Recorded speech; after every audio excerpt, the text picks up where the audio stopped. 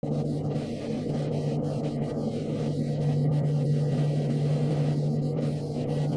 up, guys? Welcome back inside the cockpit of a Navy C-2 Greyhound, lovingly nicknamed the Battle Cod, at least by some. I'm your host, Rob Roy. That's me on the left side of the screen, sitting in the co-pilot seat, joined by my pilot on the right, and today we are overhead the boat at 1,200 feet in what's called the vertical stack.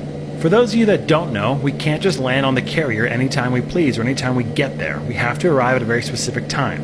In order to avoid collision between all the different aircraft that make up the air wing, the C-2s, the E-2s, and the Hornets, we all are assigned a different altitude. For the C-2, or the COD, that's 1,200 feet. So here we are, circling overhead, waiting for our arrival time.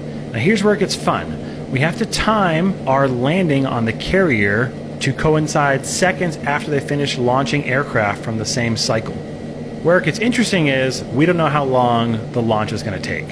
So we have to be ready to come down at any given moment and come in for the carrier break. Now, as C-2 pilots, we usually only trap on the carrier once or twice a day. Unlike some of the Hornet squadrons, they're trapping and taking off all day long during different cycles. But when we are in town, it's up to us to set the pace because we're at the bottom of the stack. As we come in for the carrier break, the Hornets and the E-2s above us collapse the stack. Got it? So that brings us to today's video, where the pilot in the left seat is going to try something out of the ordinary called a shit-hot break. And it's his first time doing it.